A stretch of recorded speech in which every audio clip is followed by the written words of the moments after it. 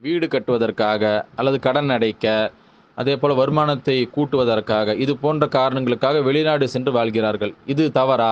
அல்லது சரிதானான்னு கேட்கிறீங்க. கேள்வி எண் 2356.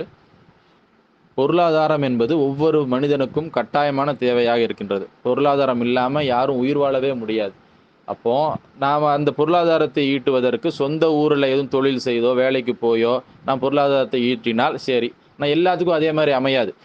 அல்லாஹ் திருக்குர்ஆன்ல சொல்லும்பொழுது, அர்துல்லாஹி வாசிஆ, அல்லாஹ்வினுடைய பூமி விசாலமானதுங்கிறான். அப்போ சொந்த ஊர்ல தான் பொருளாதாரம் தேடணும்னு அவசியம் கிடையாது. நாம வெளிநாடு, வெளி மாநிலங்கள்னு சொல்லிட்டு எங்கே வேணா போய் நாம என்ன செய்துக்கலாம்? பொருளாதாரத்தை தேடிக் கொள்ளலாம். ஹலாலாக இருக்கிறதா என்பதில் நாம் கவனத்தில் செலுத்த வேண்டும்.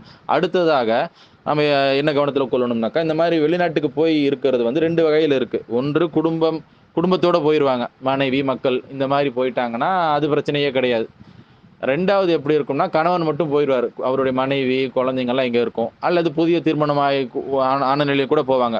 குழந்தை இல்ல, மனைவி மட்டும் வந்துட்டு இந்தியால விட்டுட்டு என்ன பண்ண வேண்டியது, இவரு மட்டும் வெளிநாட்டுக்கு போயிருவாரு. இந்த மாரி அமையும். இப்ப இந்த மாரி இருந்துச்சுன்னா, கணவர், மனைவி பிரிந்திருப்பது அவர்களுடைய அந்த தேவை சம்பந்தப்பட்ட ஒரு விஷயமா இருக்கு. எந்த அளவுக்கு பிரிந்து இருந்தால் கணவனோ, மனைவியோ தவறிட மாட்டார்களோ, அந்த அளவுக்கு பிரிந்து இருக்கலாம். தவறு இழைச்சிருவோம். இதை தாண்டினா நம்மளுடைய அந்த உணர்வுகளை கட்டுப்படுத்த முடியாது என்ற ஒரு அளவை குறித்து, அந்த எல்லையை வந்துட்டு கணவன், மனைவி 2 பேரும் அமர்ந்து அ எந்த ஒரு ஒளிவு மறைவும் இல்லாம ஃபிராங்கா உட்கார்ந்து பேசி ஒரு முடிவு எடுத்துக்கணும். ஏன்னா, இது குறித்து மார்க்கம் வந்துட்டு ஒரு குறிப்பிட்ட நாட்கள எல்லாம் என்ன செய்யல, சொல்லல.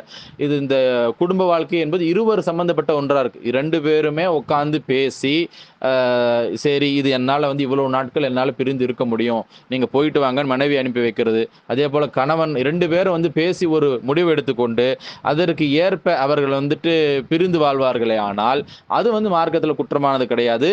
ஆனா அதே சமயம் நாம வந்து நம்மளுடைய உணர்ச்சிகளை வந்து கட்டுப்படுத்தக்கூடியவர்களாக இருக்கிறோமா, இருக்க முடியுமா என்பதை அவரவர் என்ன செய்து கொள்ள வேண்டும், முடிவு செய்து கொள்ள வேண்டும். ஏன்னா பொருளாதாரத்துக்காக போறேன்னு சொல்லிட்டு கடைசியில வந்துட்டு பலரும் வந்துட்டு தேவையில்லாத உறவுகளின் பால் செல்லக்கூடியத பார்க்கிறோம். அது மனைவிக்கும் அந்த மாரி அமைஞ்சிருது, கணவனுக்கும் வெளிநாட்டுல அந்த மாரி அமைஞ்சிருது.